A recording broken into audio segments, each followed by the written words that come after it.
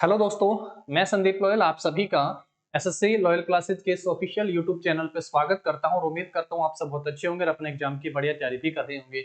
एक बार फिर से आप सभी के बीच और आज अपने इस क्लास में हम लोग जो है यूपी पुलिस कांस्टेबल और एसआई का नोटिफिकेशन भी आ चुका है। जीएस का इंपॉर्टेंट रोल यहाँ पे रहने वाला है और जीएस के एक मॉक टेस्ट करने वाले हैं। क्लास फर्स्ट हमारी ये रहने वाली है और लगातार हम लोग डेली एमसीक्यू प्रैक्टिस क्लास जो यहाँ पे करेंगे जो प्रीवियस क्वेश्चनों पर बेस्ड होगी। और कंप्लीट अगर आप थ्योरी का बैच लेना चाहते हैं जीएस का, स्पेशली जीएस थ्योरी का पूरा मास्टर कोर्स है 50 घंटे का, तो आप लॉयल क्लासेज एप्लीकेशन को डाउनलोड कर सकते हैं। लॉयल क्लासेज एप्लीकेशन को जो है प्ले स्टोर से डाउनलोड कर लीजिएगा। वीडियो के डिस्क्रिप्शन में लिंक भी दिया गया है, यहाँ से जाके आप सब जो है कोर्स को ज्वाइन कर सकते हैं जस्ट 99। चलिए क्लास को शुरू कर लेते हैं और आज का हमारा पहला क्वेश्चन है यहाँ पे, which of the following archaeological sites is not located in present day India. निम्नलिखित में से कौन सा पुरातात्विक स्थल वर्तमान भारत में स्थित नहीं है? कौन सा पुरातात्विक स्थल है जो भारत में स्थित नहीं है? महागढ़ा, चिरांद, हल्लूर और मेहरगढ़, इन चार में से बताना है। और पुरातात्विक स्थल है इंडस वैली सिविलाइजेशन से पेपर में क्वेश्चन आता है, सिंधु घाटी सभ्यता, ये जरूर पढ़ लीजिएगा। अगर बात करें महागढ़ा की तो ये वर्तमान उत्तर प्रदेश में, चिरांद जो है ये कहाँ पे स्थित है? तो ये बिहार में है, ये बिहार में हो गया है। हल्लूर कहाँ पे स्थित है दोस्तों? ये कर्नाटक में स्थित है। हल्लूर कहाँ पे है? कर्नाटक में। जबकि मेहरगढ़ जो है ये कहाँ पे स्थित है? तो ये पाकिस्तान में स्थित है। मेहरगढ़ जो है ये पाकिस्तान में स्थित हो गया है। तो पेपर में पूछा आप सबसे यहाँ पे है कि कौन सा वर्तमान में भारत में स्थित नहीं है, तो यहाँ से हमारा ऑप्शन जो होगा डी इस क्वेश्चन का सही आंसर हो जाएगा। प्रीवियस क्वेश्चन है सभी, तो बहुत ध्यान से क्लास को देखिएगा, समझिएगा। इंडस वैली सिविलाइजेशन को जरूर जरूर पढ़ लीजिएगा, ये बहुत इंपॉर्टेंट रहने वाला है। और जैसे कुछ नदियों के साथ भी आप सब जरूर पढ़िएगा। एक बड़ा इंपॉर्टेंट क्वेश्चन है कि सबसे पहले लोथल से जो है किस प्रकार के साक्ष्य मिलते हैं? तो चावल के साक्ष्य सबसे पहले कहां से प्राप्त होते हैं? लोथल से। और चावल का क्या लगता है? भोग लगता है। तो लोथल जो है वो किस नदी के किनारे स्थित है? तो भोग से ध्यान रखना, लोथल जो है ये भोगवा नदी के किनारे स्थित है। किस नदी के किनारे हो गया है? तो भोगवा नदी के किनारे स्थित है। तो इस तरीके से पूरा थ्योरी बेस्ड क्लास जो है वो एप्लीकेशन पे भी हम लोग कर रहे हैं और एक एमसीक्यू प्रैक्टिस क्लास डेली हम लोग जो है अपने यूट्यूब चैनल पे भी करेंगे। चलिए आगे बढ़ाते हैं क्लास को, नेक्स्ट पे आ जाओ। इसके बाद, emperor Ashoka conquered Kalinga after how many years of his coronation. सम्राट अशोक ने अपने राज्याभिषेक के कितने वर्ष बाद कलिंग पर विजय प्राप्त करी थी? तो ये जो सीधा सीधा क्वेश्चन आप सब देख पा रहे हैं, ये मौर्य वंश से पूछा गया है। ये मौर्य वंश से सीधा क्वेश्चन है जो आप सबसे पेपर में पूछा है। और मगध को जब पढ़ोगे तो यहाँ से क्वेश्चन आना ही है। मौर्य वंश जिसका फाउंडर कौन हुआ था? तो आंसर करना है चंद्रगुप्त मौर्य। चंद्रगुप्त मौर्य जो है इसका संस्थापक होता है। कब राजा बनता है?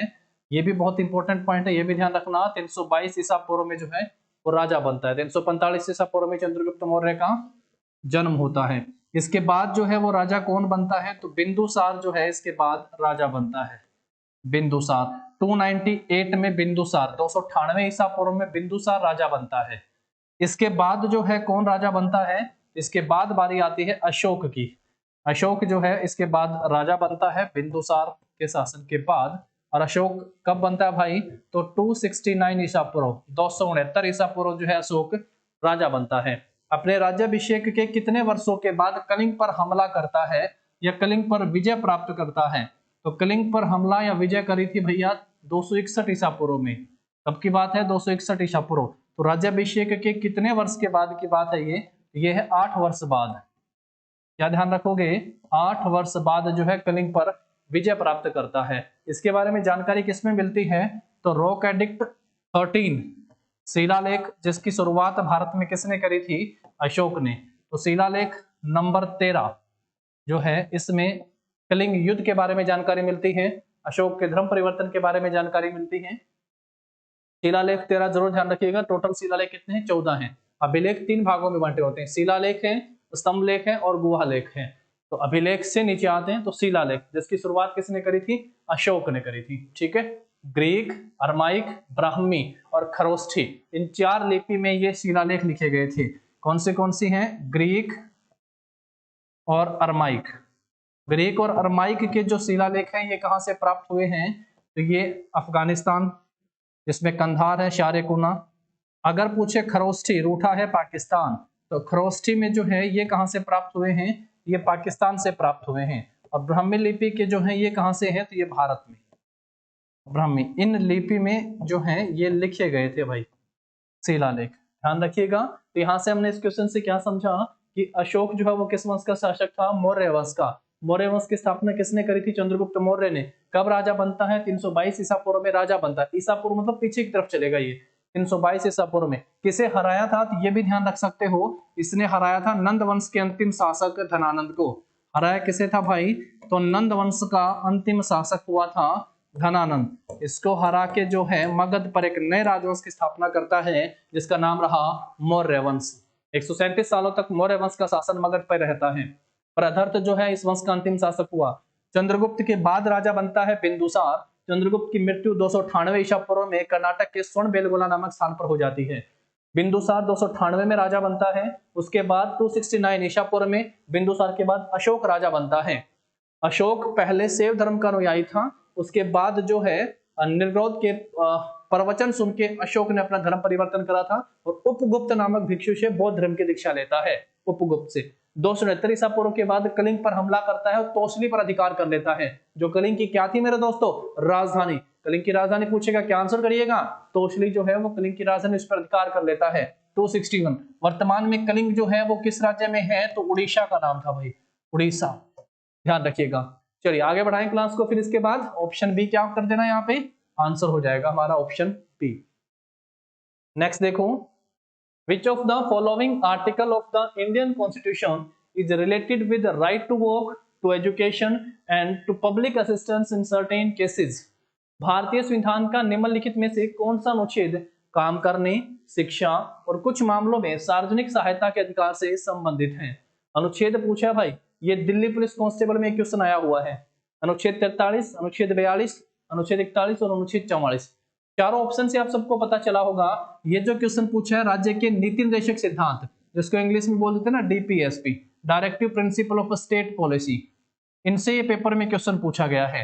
अगर आप सबसे पूछिए कि ये किस देश के संविधान से भारत ने अपनाए हैं, तो आंसर कर देना है ये आयरलैंड के संविधान से लिए गए हैं। आयरलैंड के संविधान से लिए गए हैं। ये भारतीय संविधान के किस भाग में आते हैं?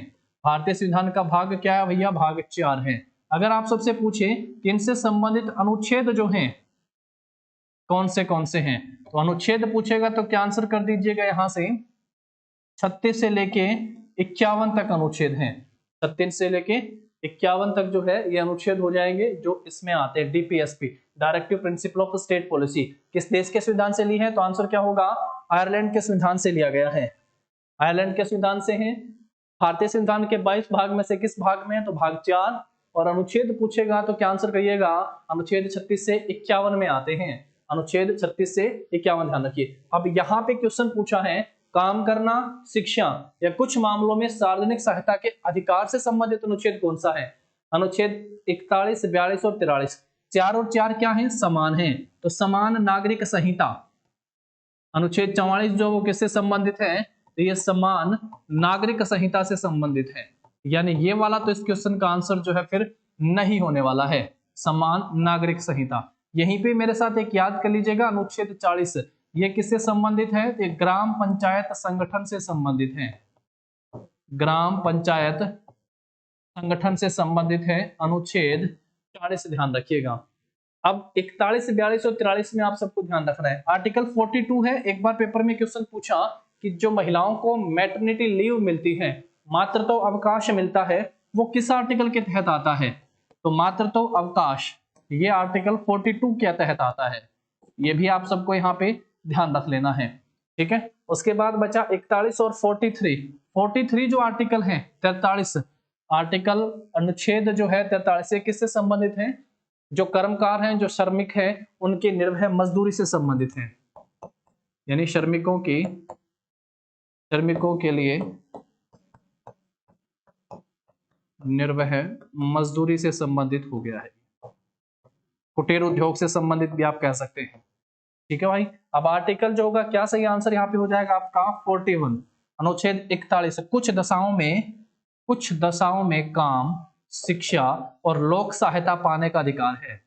कुछ दशाओं में काम, शिक्षा और लोक सहायता सेम तो लिखा हुआ है, कुछ दशाओं में काम करना, शिक्षा और लोक सहायता यानी सार्वजनिक सहायता पाने का अधिकार जो है वो किस आर्टिकल के तहत आता है? तो आप सबका आंसर होगा आर्टिकल 41। यहाँ से ऑप्शन से भी आप सबको आइडिया लग जाना चाहिए, ये बहुत जबरदस्त क्वेश्चन है। भारतीय संविधान, इंडियन कॉन्स्टिट्यूशन जो हमारे सिलेबस का मेन हिस्सा है, उसमें सबसे ज्यादा अगर इंपॉर्टेंट टॉपिक है तो वो मौलिक अधिकार, मौलिक कर्तव्य और तीसरे नंबर पे directive principle of state policy, राज्य के नीति निर्देशक सिद्धांत, अनुच्छेदों से क्वेश्चन पूछे जाते हैं। इसको जरूर याद कर लीजिएगा, बहुत इंपॉर्टेंट है। क्या पढ़ा हमने इस टॉपिक में? पहला कि जो राज्य के नीति निर्देशक सिद्धांत हैं ये किस देश के संविधान से लिए गए हैं? तो आंसर आएगा आयरलैंड से। दूसरा, भारतीय संविधान के किस भाग में है? तो आंसर आएगा भाग 4 में है। तीसरा, अनुच्छेद कहां से कहां तक है? तो अनुच्छेद 36 से 51 तक है। अनुच्छेद 40 किससे संबंधित है? तो आंसर क्या करोगे? ग्राम पंचायत के संगठन से संबंधित है। अनुच्छेद 41 क्या कहता है? कुछ दशाओं में काम, शिक्षा और लोक सहायता पाने का अधिकार, जो कि इस क्वेश्चन का सही आंसर हुआ। अनुच्छेद 42 मैंने स्पेशल बताया है कि इसी नाम से पेपर में आया है कि जो मैटरनिटी लीव है, जो मातृत्व अवकाश मिलता है महिलाओं को, वो किस आर्टिकल में है? तो आंसर होगा आर्टिकल 42 में आता है। अनुच्छेद 43 जो है श्रमिकों के लिए निर्भय मजदूरी, कुटीर और उद्योग से संबंधित हो गया है, आर्टिकल 43। समझ पाए हैं मेरी बात को? तो जरा वीडियो को फटाफट से लाइक शेयर कर दीजिएगा अपने दोस्तों के साथ। चलो आगे बढ़ाते हैं क्लास को, नेक्स्ट पे आ जाओ। Which dance form is associated with Natwari dance? Natwari नृत्य जो है किस नृत्य शैली से संबंधित है? उत्तर प्रदेश की संस्कृति से भी क्वेश्चन यहाँ पे पूछा जाएगा। लास्ट टाइम के पेपर भी आप सब देख लीजिएगा, स्टैटिक जी के आर्ट एंड कल्चर से पेपर में क्वेश्चन आना ही है। तो जो नटवारी नृत्य, ये एसएससी ने भी इस क्वेश्चन को पूछा है। पहला है कथक, कुचिपुड़ी, ओडिसी और कथकली। ये जो चारों के चारों हैं ये भारत के क्या है भैया? तो आप सबका आंसर आएगा सही, ये क्लासिकल डांस है। ये सभी जो है ये भारत के शास्त्रीय नृत्य हैं। ये चारों जो है भारत के शास्त्रीय नृत्य हैं। कथक जो है ये किस राज्य से है? तो ये उत्तर प्रदेश का है। कुचिपुड़ी, इसकी उत्पत्ति आंध्र प्रदेश राज्य में होती है। ओडिसी उड़ीसा से है और कथकली जो है इसकी उत्पत्ति केरल से होती है। कथकली की उत्पत्ति कहां से हुई है दोस्तों? तो केरल राज्य से इसकी उत्पत्ति मानी जाती है। जो नटवारी नृत्य का एक रूप है, ये किस नृत्य शैली से संबंधित है? तो ये भारतीय राज्य के उत्तर प्रदेश के जो नृत्य का स्वरूप है कथक, कथक राज्य, कथक से संबंधित हो गया है। इसी में आप सब ध्यान रखिएगा, यूपी में रासलीला, रासलीला, यहाँ पे एक पॉइंट और क्लियर कर देता हूं मैं, रासलीला ये उत्तर प्रदेश की है, लेकिन एक इसी से ही पॉइंट आता है कि मणिपुरी नृत्य में एक रूप आता है रास, मणिपुरी में भी, क्योंकि मणिपुरी जो क्लासिकल डांस है ये राधा और भगवान श्री कृष्ण के प्रेम पर आधारित है। राधा कृष्ण के प्रेम पर आधारित नृत्य का एक रूप है मणिपुरी। इसको भी आप लोग जो है विशेष तौर पर ध्यान रखिएगा, ठीक है भैया। आगे बढ़ाएं क्लास को फिर हम लोग इसके बाद। हाँ, ये भी ध्यान रख सकते हो, उत्तर प्रदेश का कथक जो है ये संगीत अगर पूछेगा तो किस संगीत से संबंधित है? ये हिंदुस्तानी संगीत से संबंधित है। किससे बताया? हिंदुस्तानी संगीत से संबंधित है। दो संगीत पूछेगा, दक्षिण भारत का कर्नाटक संगीत, कार्नेटिक म्यूजिक, और दूसरा हिंदुस्तानी। तो कथक हिंदुस्तानी संगीत से संबंधित है। एक और पॉइंट आप सबसे पूछेगा, वैसे तो उत्तर प्रदेश वालों को याद करना ही है क्योंकि ये पुलिस के पेपर में आना है। क्या पॉइंट यहां से याद कर सकते हो कि कथक ने जो सबसे ज्यादा प्रसिद्धि हासिल करी थी, या कथक का जो स्वर्ण युग कहा गया है, गोल्डन पीरियड जो है वो किस समय को कहा गया है कथक का? तो आप कहेंगे यहाँ पे अवध में। नटवारी नृत्य जो है ये पूर्वांचल क्षेत्र में किया जाने वाला नृत्य का रूप है। ये सर्वाधिक कहाँ पे? तो पूर्वांचल में किया जाता है, अवध में।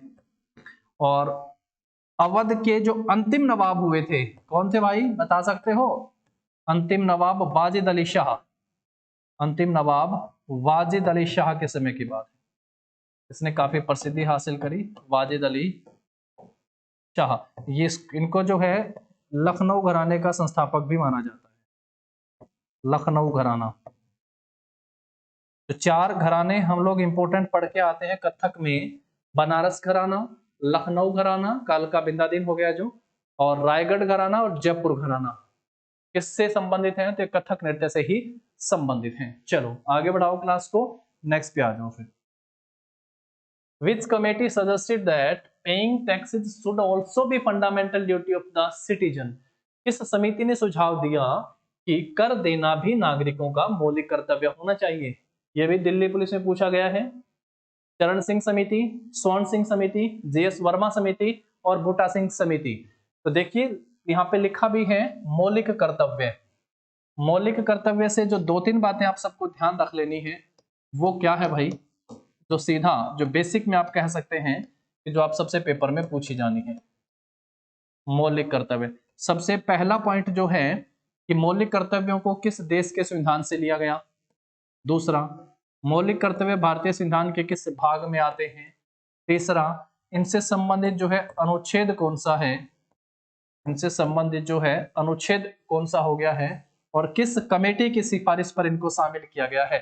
तो ये भी आप सब यहां से ध्यान रख सकते हैं, किस समिति की सिफारिश पर जो है इनको शामिल किया गया है। मौलिक कर्तव्य टोटल कितने हैं, कितने टोटल मौलिक कर्तव्य हैं। देखिए इस क्वेश्चन का आंसर भी क्या हो गया है, चरण सिंह, स्वर्ण सिंह, जे.एस. वर्मा और बूटा सिंह। तो स्वर्ण सिंह समिति ऑप्शन जो होगा बी। अब जैसा यहां से याद रखना है क्या, ये किस देश के संविधान से लिए गए, तो आंसर क्या कर देना, ये रूस से लिए गए हैं मौलिक कर्तव्य।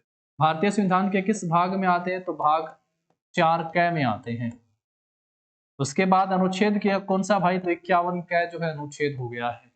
किस समिति है, तो स्वर्ण सिंह समिति की सिफारिश पर मौलिक कर्तव्यों को जो है भारतीय संविधान में शामिल किया गया था। टोटल कितने हैं, तो मैं यहाँ पे एक बात बोलूंगा कि भाई टोटल को ऐसे लिखो हमेशा, क्या 10 + 1 टोटल कितने हैं दोस्तों, 11 हैं। मैं तो उंगलियों पे आप सबको बता देता हूं कि 11 मौलिक कर्तव्य कौन से हैं, लेकिन क्लास में बेनिफिट क्या होगा, उनसे संबंधित आपसे आर्टिकल पूछेगा 51 A B A C A D, इस तरीके से। देखो जो 10 मौलिक कर्तव्य हैं इनको तो 42वें संशोधन के तहत ऐड किया गया था। कौन सा संशोधन हुआ था, भारतीय संविधान का 42वां संशोधन हुआ, जिसके तहत मौलिक कर्तव्यों को ऐड किया गया था। समय क्या रहा, 1976 का रहा।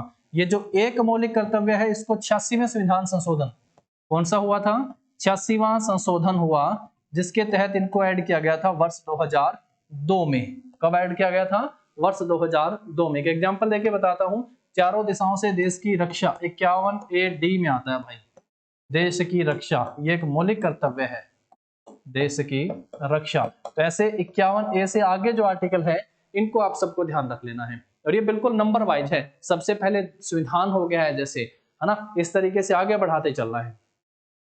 तो ये सारे के सारे मौलिक कर्तव्य 11 के 11 आप सबको याद होने चाहिए, और आर्टिकल याद नहीं होने चाहिए, आर्टिकल के साथ इन आर्टिकल के साथ मौलिक कर्तव्य याद हो कि किस अनुच्छेद का कौन सा मौलिक कर्तव्य है। ठीक है, चलो आगे बढ़ाते हैं फिर क्लास को, नेक्स्ट पे आ जाओ। Kuchipudi originated in which of the following states. Kuchipudi की उत्पत्ति जो है निम्नलिखित में से किस राज्य में होती है। सीपीओ के पेपर में, एसआई के पेपर में आप कहेंगे पूछा गया है, कुचिपुड़ी की उत्पत्ति जो है वो आंध्र प्रदेश राज्य में होती है। कुचिपुड़ी किस हिंदू देवी देवता से संबंधित है, तो आपका आंसर होगा ये भगवान श्री कृष्ण से संबंधित है। कुचिपुड़ी किससे संबंधित है, कृष्ण से संबंधित हो गया है कुचिपुड़ी। तमिलनाडु का है भरतनाट्यम, तमिलनाडु का नृत्य का रूप कौन सा है दोस्तों, तो भरतनाट्यम जो है ये तमिलनाडु का नृत्य का रूप है। केरल में 2 क्लासिकल डांस हैं, एक भगवान विष्णु के मोहिनी अवतार से संबंधित है मोहिनीअट्टम, और दूसरा जो है कथकली।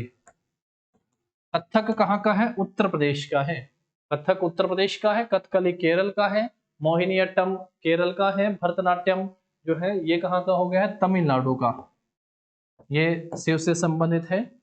ठीक है भाई, ये ध्यान रखना है आप सबको। ओडिशी उड़ीसा से है, मणिपुरी मणिपुर से हो गया है, सतरिया नृत्य असम से हो गया है, सतरिया असम। चलो आगे बढ़ाओ, नेक्स्ट पे आ जाओ। The member of Vidhan Parishad are elected for a term of dash year. Vidhan Parishad के सदस्य डैश वर्ष की अवधि के लिए चुने जाते हैं। जैसा हम सब पढ़ के आते हैं कि भारतीय संसद की जो उच्च सदन होता है उसको राज्यसभा कहा गया है, उच्च सदन। वैसे ही किसी भी राज्य के विधानमंडल का जो उच्च सदन होता है वो क्या है, वो कहलाता है सर विधान परिषद। क्या कहलाता है भैया, विधान परिषद। तो इसकी कुछ नियम शर्तें हैं। पहला पॉइंट क्या है कि भाई कम से कम सीटें कितनी होनी चाहिए, 40 सदस्य हों। कम से कम सदस्य की संख्या कितनी होगी, 40 होगी। अधिकतम सदस्यों की संख्या अगर आप सबसे पूछेगा, अधिकतम क्या कहोगे, उस राज्य की विधानसभा के 1/3 से ज्यादा नहीं, विधानसभा के 1/3 से ज्यादा नहीं, ये अधिकतम सदस्यों की संख्या हो गई है।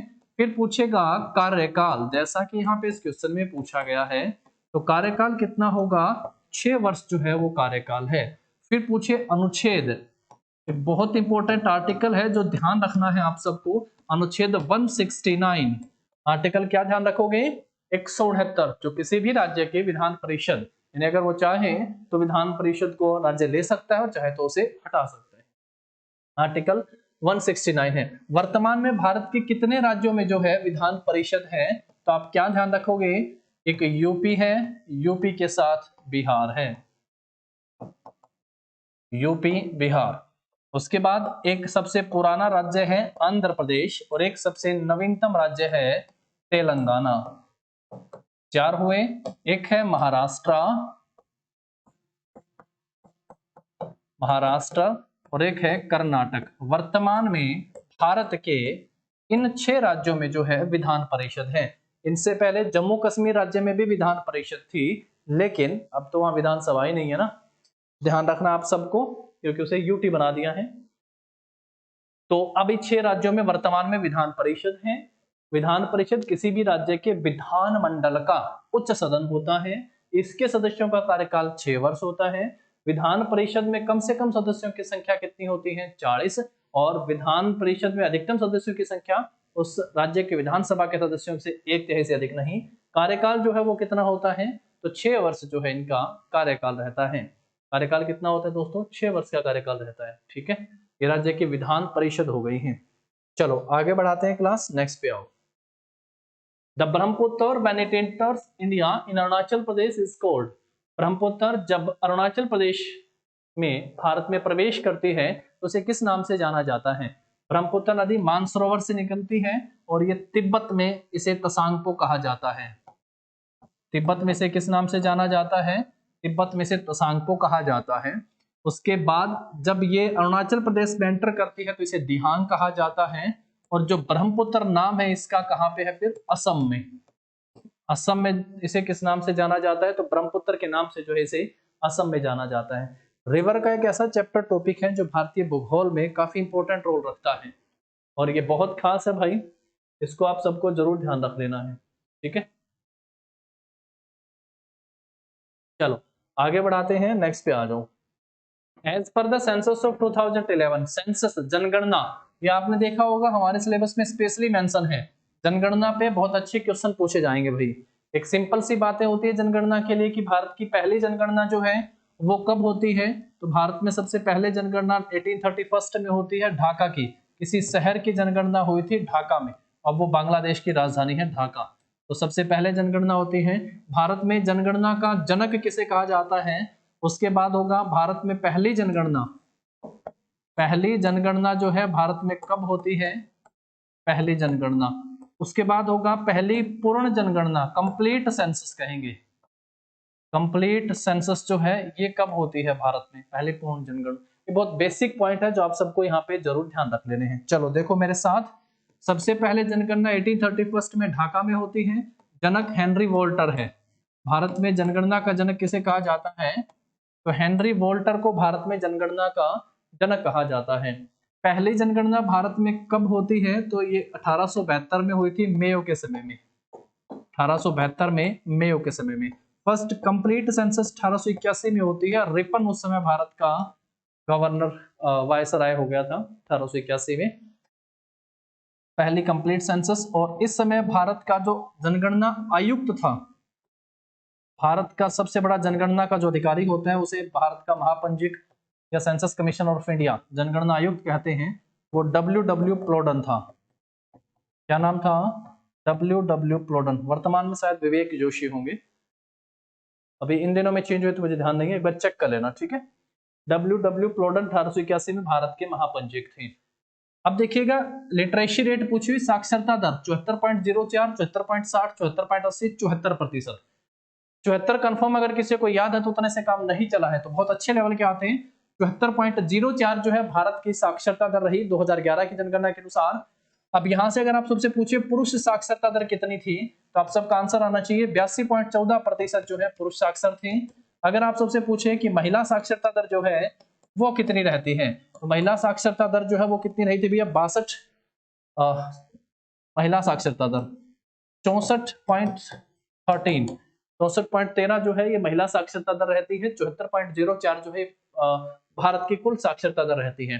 तो ये बेसिक वाले पॉइंट तो आप सबको पता हो कि भारत का लिंगानुपात कितना है, सर्वाधिक किस राज्य का है, सबसे कम किस राज्य का है, पॉपुलेशन सबसे ज्यादा किस राज्य में है, उत्तर प्रदेश, सबसे कम कहां पे थी, सिक्किम। दशकीय जनगणना में वृद्धि कितनी होती है, किस राज्य में सबसे ज्यादा हुई, किसमें नेगेटिव हुई, पूरा टॉपिक करेंगे, प्रीवियस क्वेश्चन के साथ करेंगे इसको, ठीक है। चलो नेक्स्ट पे आ जाओ। इसके बाद फिर Which of the following article mentions that the state shall not deny to any person equality before the law or the equal protection of the laws within the territory of India? बहुत जबरदस्त question आया। निम्नलिखित में से किस अनुच्छेद में उल्लेख है कि राज्य भारत के क्षेत्र के भीतर किसी भी व्यक्ति को कानून के समक्ष समानता या कानूनों के समान संरक्षण से वंचित नहीं करेगा? आर्टिकल 12, 13, 14, 15। और आप सबको पता चला कि ये है मौलिक अधिकार। ये क्वेश्चन कहां से लिया है दोस्तों, ये है मौलिक अधिकार से क्वेश्चन। और जैसा कहा मौलिक अधिकार में भी कुछ पॉइंट हैं। पहला, ये किस देश के संविधान से लिए गए हैं। दूसरा, भारतीय संविधान के किस भाग में आते हैं। तीसरा, इनसे संबंधित जो है अनुच्छेद कितने हैं, अनुच्छेद। और चौथा, ये टोटल कितने हैं, मौलिक अधिकारों की संख्या कितनी है। जैसे मौलिक कर्तव्य संख्या में वर्तमान में 10 + 1 11 है। तो आप सबका आंसर आएंगे यहाँ से। सबसे पहले तो बेसिक को क्लियर कर लेंगे यहाँ से कि किस देश के संविधान से लिया गया है, तो हम लिख देंगे अमेरिका। दूसरा, भारतीय संविधान के किस भाग में, भाग 3। अनुच्छेद पूछेगा तो क्या कहेंगे, 12 से लेके 35 तक आते हैं ये। उसके बाद टोटल पहले 7 थे, अब 1 हटाया, अब वर्तमान में टोटल क्या है, 1 है। और ये कौन सा बन गया भाई, ये संपत्ति का अधिकार था, ये संपत्ति का अधिकार था। और वर्तमान में एक कानूनी अधिकार बन गया, कानूनी संपत्ति का अधिकार था ये। इसे मौलिक अधिकारों की सूची से जो है हटा दिया गया, ठीक है। इसको भी आप सबको ध्यान रखना है। अब यहाँ पे आता है अनुच्छेद 14, 15, 12 और 13। देखो अनुच्छेद 12 जो है ये राज्य शब्द की डेफिनेशन या इनसे संबंधित पॉइंट आता है अनुच्छेद 12 में। तो तकनीकी रूप से आप यूं नहीं कह सकते कि कोई मतलब मौलिक अधिकार हो गए हैं। अनुच्छेद 13 मतलब टेक्निकली आप कह सकते हैं, नहीं तो हम लोग 14 से पढ़ के आते हैं, समता और समानता के अधिकार से। अनुच्छेद 13 जो है ये भी जब कोई राज्य ऐसा कानून बना दे जो मौलिक अधिकारों का उल्लंघन करता हो, तो अदालत उसे जो है शून्य कर देगी भाई, है ना। अदालत ऐसे मौलिक अधिकारों को शून्य कर देती है। तो ये अनुच्छेद 13 में हम लोग ऐसा पढ़ के आते हैं। अनुच्छेद 14 जो है ये समता या समानता, ये समानता का अधिकार है, समानता का अधिकार अनुच्छेद 14। तो आर्टिकल 14 ऑप्शन ए यहाँ पे सही आंसर होगा। अनुच्छेद 15 क्या कहता है कि किसी भी प्रकार से क्या नहीं होगा, भेदभाव नहीं होगा, जन्म स्थान के आधार पर, लिंग के आधार पर, धर्म के आधार पर, नस्ल के आधार पर जो है भेदभाव नहीं होगा। अनुच्छेद 16 जो है वो लोक नियोजन के अवसर पे समानता। अनुच्छेद 17 बहुत इंपॉर्टेंट है, अनटचेबिलिटी, प्रोविजन ऑफ अनटचेबिलिटी, असस्पृश्यता का उन्मूलन। ये बहुत खास और बहुत बार पेपर में आया है, असस्पृश्यता का उन्मूलन। अनुच्छेद 18 उपाधियों के अंत से संबंधित हो गया है। 14 से 18 समता और समानता। नेक्स्ट पे आ जाओ। Which of the following river is known as दक्षिण गंगा? निम्नलिखित में से कौन सी नदी जो है वो दक्षिण गंगा के नाम से जानी जाती है? गोदावरी, तापी, नर्मदा और कावेरी। किस नदी को दक्षिण गंगा कहा जाता है? क्या आंसर करेंगे आप सब यहाँ से? देखिए इस तरीके से नीचे से आप पेनिसुलर इंडिया को देखते हैं, प्रायद्वीपीय भारत को। एक नदी है जिसका नाम है गोदावरी नदी, ठीक है भाई। गोदावरी नदी जो है ये महाराष्ट्र, नासिक से निकल के बे ऑफ बंगाल में जाती है। इस साइड क्या है भाई, हमारा बे ऑफ बंगाल है, बंगाल की खाड़ी है, समझ पाए हैं, बंगाल की खाड़ी है इस तरफ। इस तरफ जो है, इस तरफ नीचे क्या पढ़ के आते हैं, हिंद महासागर।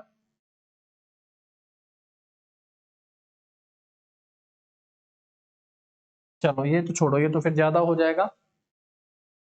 बताना क्या चाह रहा था आप सबसे यहाँ पे, इस नदी का उद्गम जो है वो कहां से होता है? इस नदी का उद्गम जो है वो नासिक से होता है। नासिक के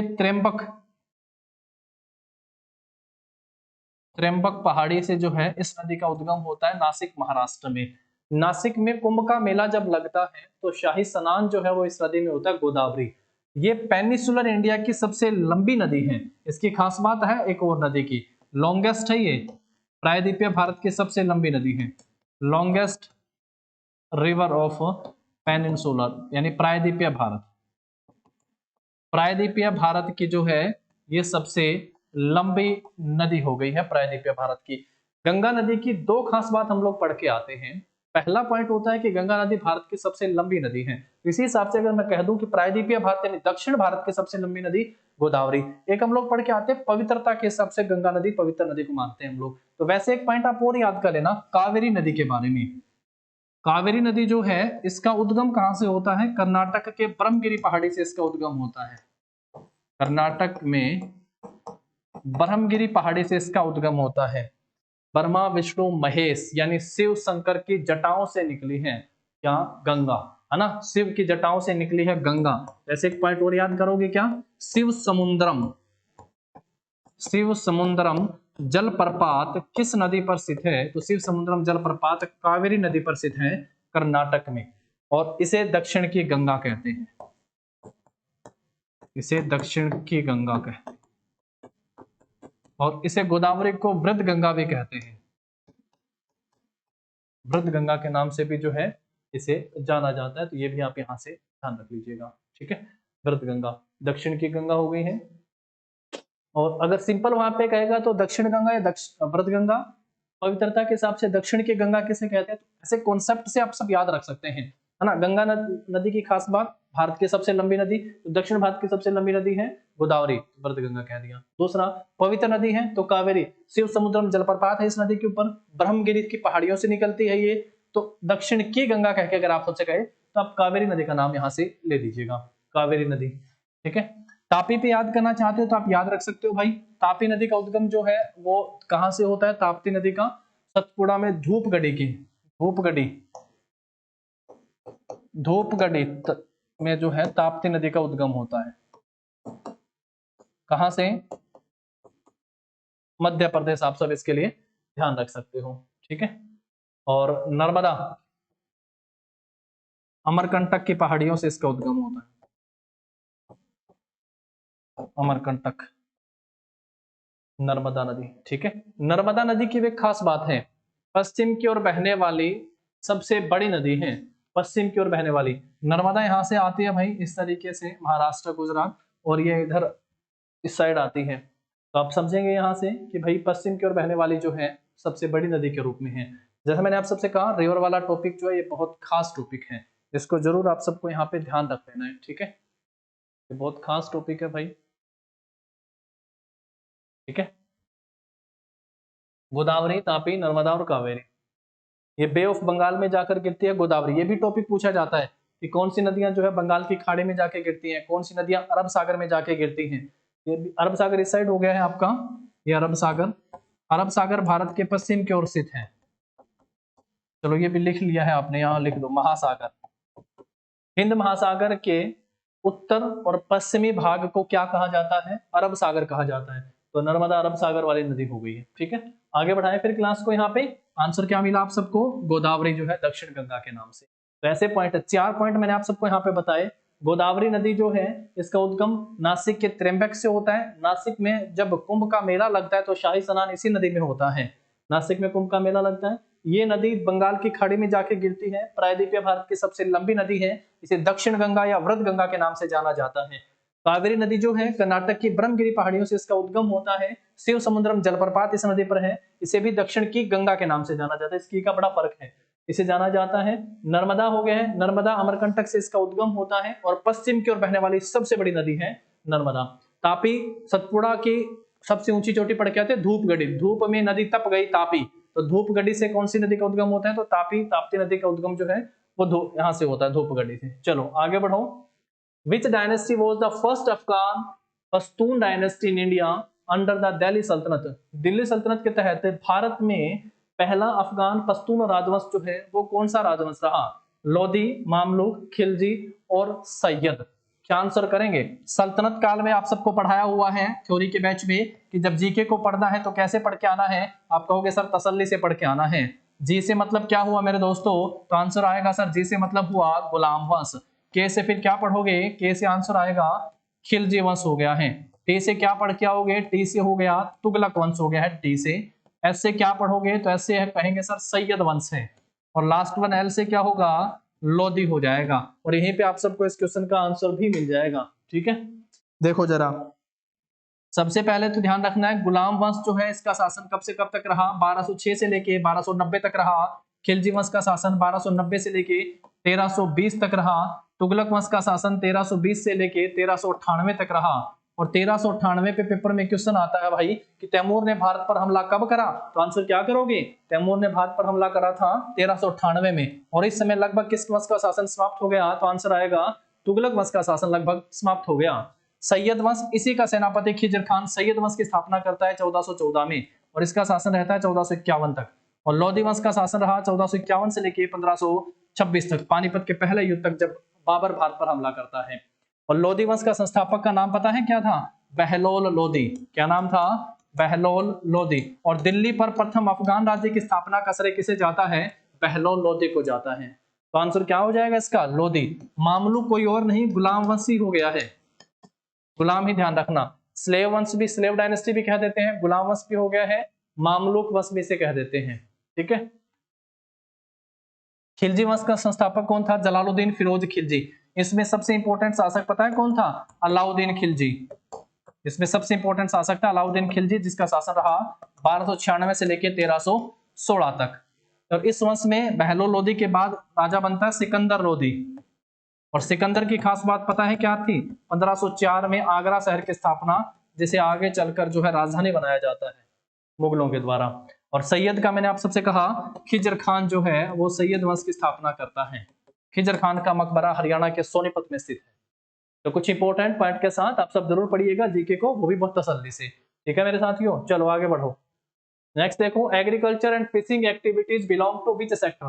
कृषि और मछली पकड़ने की गतिविधियां किस क्षेत्र से संबंधित हैं। अब ये हो गया है हमारी इकोनॉमी के 3 सेक्टर, प्राइमरी प्राथमिक द्वितीयक और तृतीयक क्षेत्र। इस पी से प्राइमरी, इस पी से प्राथमिक और इस पी से पर्यावरण।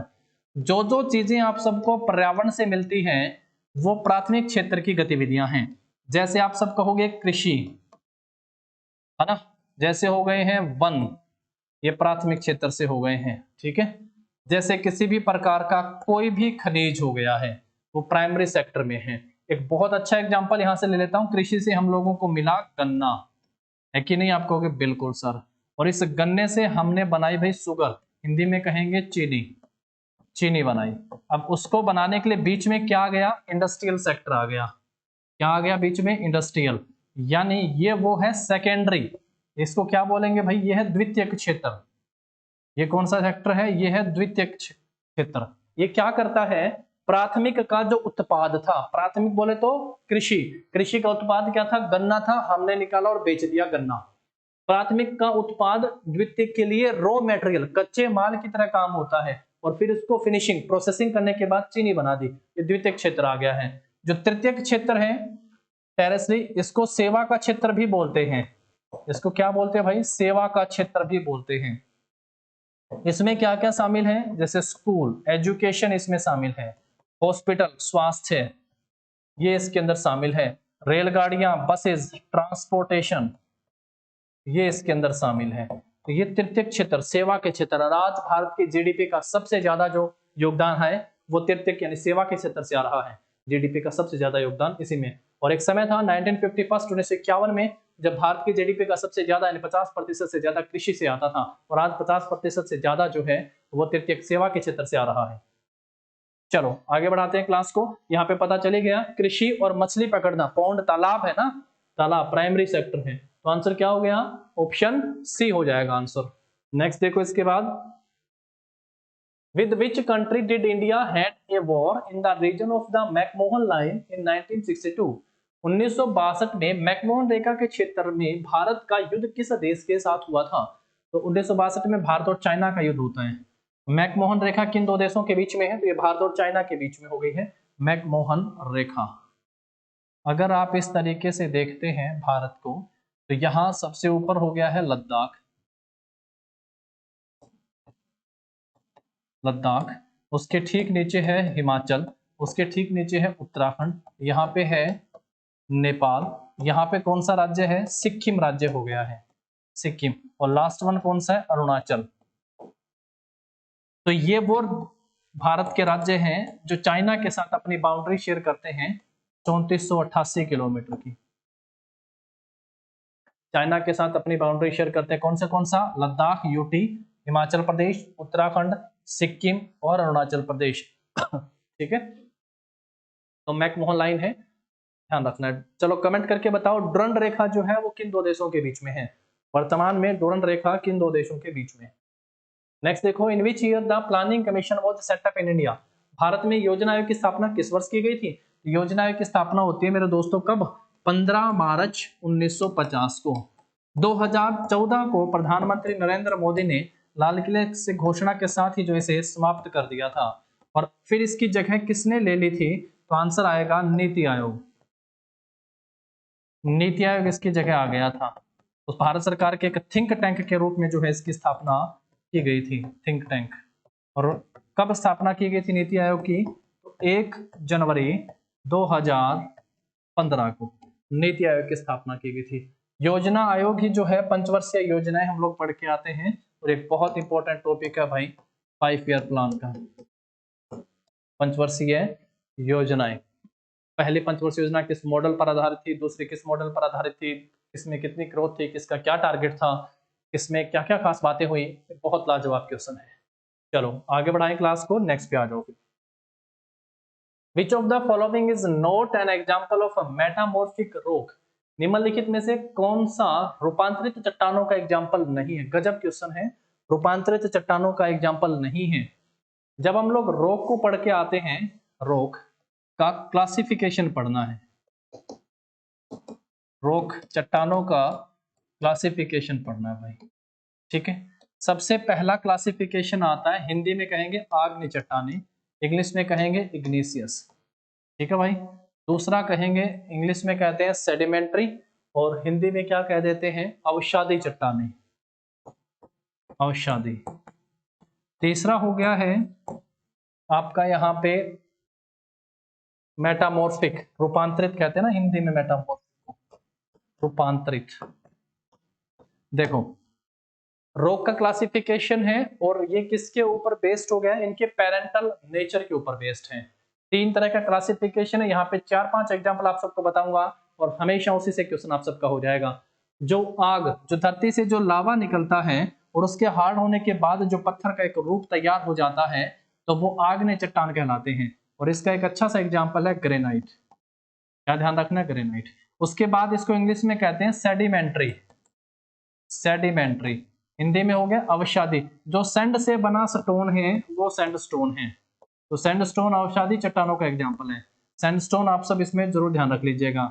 एक लाइमस्टोन भी ध्यान रख लीजिएगा, चूना पत्थर, लाइमस्टोन, ये अवसादी चट्टानों का एग्जांपल है। अब ऊपर वाले जो दो हैं, इन दोनों में, यानी आग्नेय चट्टान हो गया है या अवसादी है, इन दोनों में शेप, साइज,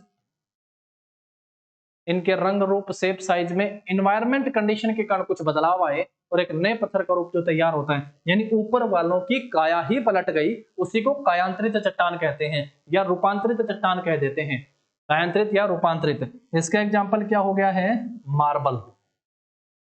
इसका क्या एग्जाम्पल हो गया है भैया, तो मार्बल। इसका एक एम से मेटामॉर्फिक, एम से मार्बल, आप इसका ध्यान रख लीजिएगा। संगमरमर कह दीजिएगा, वो भी ध्यान रखिएगा। ठीक है, ये एक इसका एग्जाम्पल है। यहां से सीधा सीधा आप सबसे पूछा रूपांतरित है, बेशक आपने किसी का नाम नहीं सुना, लेकिन ऐसा एक एग्जाम्पल ये जरूर मिलेगा, इसको एलिमिनेट नहीं किया जा सकता। ये ग्रेनाइट है, और ग्रेनाइट जो है वो आग्नेय चट्टान का एग्जाम्पल है। इसका एग्जाम्पल है भाई, तो ये आग्नेय चट्टान आता है। ठीक है, तो बस ये ध्यान रखना है। बेसाल्ट भी ध्यान रख सकते हो, बेसाल्ट। बस ये 4 एग्जाम्पल ध्यान रखना, ग्रेनाइट और बेसाल्ट आग्नेय चट्टान का हिस्सा है, लाइमस्टोन और सैंडस्टोन सेडिमेंट्री अवसादी चट्टानों का हिस्सा है, और आपका मार्बल जो संगमरमर है, ये किसका एग्जाम्पल हो गया है, आपका मेटामॉर्फिक, कायांतरित चट्टानों का एग्जाम्पल है। ठीक है, चलो आगे बढ़ो, नेक्स्ट पे आ जाओ। पार्लियामेंट कंसिस्ट ऑफ डैश, संसद में क्या होते हैं भाई, भारत की संसद जो है वो किनसे मिलकर बनती है, भारत की संसद। तो ऐसे आप सब ध्यान रखिएगा, सरला 79, 80 और 81, इनसे संबंधित ये आर्टिकल हैं। क्या है, आर्टिकल अनुच्छेद। भारत की जो इस से मतलब क्या हुआ, संसद, ये किनसे मिलकर बनती है, राष्ट्रपति, भारत के राष्ट्रपति, राज्यसभा और लोकसभा से मिलकर जो है भारत की संसद बनती है। अब यहां से संसद की संरचना से संबंधित अनुच्छेद अगर आप सबसे पूछेगा 79 होगा। राज्यसभा की संरचना से संबंधित अगर आप सबसे अनुच्छेद पूछेगा, राज्यसभा की संरचना, तो अनुच्छेद 80 होगा। लोकसभा की संरचना से संबंधित अगर आप सबसे अनुच्छेद पूछेगा तो 81 अनुच्छेद जो है वो लोकसभा की संरचना से संबंधित हो जाएगा। तो क्या क्या होना चाहिए, राष्ट्रपति भी होना चाहिए, राज्यों, the council of state and the house of the people, बिल्कुल। तो क्या हो जाएगा, हाउस ऑफ द पीपल और लोअर हाउस हो गया है लोकसभा, तो ऑप्शन जो होगा ए सही आंसर हो जाएगा। राज्यसभा, लोकसभा और भारत के राष्ट्रपति से मिलकर भारत की संसद बनती है। चलो नेक्स्ट पे आ जाओ। फिर इसके बाद 1919 में Gandhi ji call for the satyagraha to protest against dash. 1919 में गांधी जी ने डैश के विरोध में सत्याग्रह का आह्वान किया था। और 1919 में जो गांधी जी का ये सत्याग्रह था भाई, ये भारत का फर्स्ट राष्ट्रव्यापी आंदोलन था महात्मा गांधी का। राष्ट्रव्यापी, अगर कोई पूछे आप सबसे, कहीं आप ऐसे हो कहते हैं फर्स्ट राष्ट्रव्यापी आंदोलन जो महात्मा गांधी ने बुलाया था, तो वो कौन सा था भाई आपका, 1919 का, 1919 का रोल टैक्ट के खिलाफ था, रोल टैक्ट के खिलाफ। 1919 में जलियांवाला बाग, 1919 का साल इंपॉर्टेंट है। 1919 में 13 अप्रैल को जलियांवाला बाग हत्याकांड भी होता है, जलियांवाला बाग।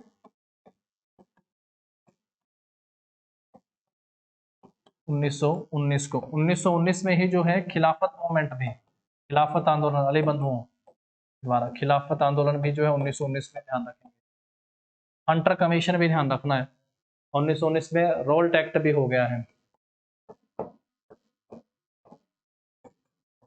रोल टैक्ट भी जो है बिना अपील, बिना दलील, बिना वकील, संदेह के आधार पर गिरफ्तारी वाला एक काला कानून था रोल टैक्ट 1919। इसी के खिलाफ महात्मा गांधी ने देश भर से जो है लोगों को इसमें, इसके विरोध या इस आंदोलन में शामिल होने के लिए आग्रह किया था। इसके चलते महात्मा गांधी मुंबई से पलवल आते हैं हरियाणा में, और यहाँ पे 10 अप्रैल 1919 को महात्मा गांधी की पहली गिरफ्तारी भी होती है, 10 अप्रैल 1919। चलो नेक्स्ट देखो इसके बाद, which Indian dance form has the Mahari dance style. किस भारतीय नृत्य शैली में महरी नृत्य शैली है। तो महरी नृत्य शैली कथक में, जो उत्तर प्रदेश का है, इसमें आप नटवारी पढ़ के आ चुके हो, है कि नहीं, उत्तर प्रदेश और नटवारी नृत्य शैली। मोहिनी अट्टम ये केरला का है, भगवान विष्णु के मोहिनी अवतार से। कथकली केरला का है। ओडिसी जो है ये महरी नृत्य शैली जो किससे संबंधित है, ओडिसी से है। इसी में एक नृत्य का रूप भी आता है गोटीपुआ, गोटीपुआ नृत्य का रूप है, ये भी ध्यान रखना है। चलो नेक्स्ट पे आ जाओ इसके बाद, the finance commission of India submit its report to dash. Bharat का वित्त आयोग अपनी रिपोर्ट जो है किसको सौंपता है, फाइनेंस कमीशन आयोग है, और भारत का वित्त आयोग पूछा है तो ऐसा है कि भैया ये भारत का भी हो सकता है और ये भारत के किसी भी राज्य का भी हो सकता है। अगर ये भारत का है वित्त आयोग तो इससे संबंधित जो अनुच्छेद है वो 280 होगा, और अगर ये भारत के किसी भी राज्य से संबंधित वित्त आयोग होगा, राज्य सरकार का राज्यपाल जो है गठित करता है, तो इससे संबंधित आर्टिकल 243 एक में आएंगे। ठीक, आगे भी इसमें पढ़ेंगे। तो राज्य का जो वित्त आयोग है ये अपनी, इसका गठन कौन करता है भाई राज्य वित्त आयोग का, तो राज्यपाल, गवर्नर जो है राज्य वित्त आयोग का गठन करते हैं, और भारत के वित्त आयोग का गठन जो है प्रेसिडेंट ऑफ इंडिया, भारत के राष्ट्रपति करते हैं। ऑप्शन क्या हो जाएगा, सी। 281 के तहत जो है, जो दी गई जो रिपोर्ट है फाइनेंस कमीशन के द्वारा, उसको संसद के दोनों सदनों के पटल पर भारत के राष्ट्रपति ही रखते हैं। इसके लिए आर्टिकल 281 भी ध्यान रख लेना है आप सबको। आर्टिकल 281, फाइनेंस कमीशन जो है पहला वित्त आयोग, फर्स्ट वित्त आयोग 1951 में, पहला वित्त आयोग, इसका गठन कब होता है, 1951 में। इसके अध्यक्ष कौन थे, केसी नियोगी, इसके अध्यक्ष थे। 15वां वित्त आयोग, 15th जो वित्त आयोग है एनके सिंह की अध्यक्षता में है, एनके सिंह की अध्यक्षता में है भाई। ये 2021 से 2026 तक इसका कार्यकाल रहना है। ठीक है, तो 15 टोटल वित्त आयोग अब तक, इनका ध्यान रखना भी 5 साल इनका कार्यकाल होता है, 5 वर्ष के लिए इन आयोग का गठन किया जाता है। तो ये थे हमारे आज के 20 क्वेश्चन मॉक टेस्ट में। कल फिर मुलाकात करेंगे। जाते जाते सभी लोग जो है वीडियो को शेयर करिएगा, लाइक करिएगा, अपने दोस्तों तक पहुंचाइएगा। मिलेंगे नेक्स्ट सेशन में कुछ और जबरदस्त और महत्वपूर्ण क्वेश्चनों के साथ। लॉयल क्लासेस एप्लीकेशन को प्ले स्टोर से डाउनलोड कर लीजिएगा और 50 घंटे का मास्टर कोर्स जो आप सब ज्वाइन कर सकते हैं। आप सबको आपके एग्जाम के लिए all the very best. PDF के लिए SSC loyal classes Telegram channel को ज्वाइन करना ना भूलें। Thank you and have a nice day.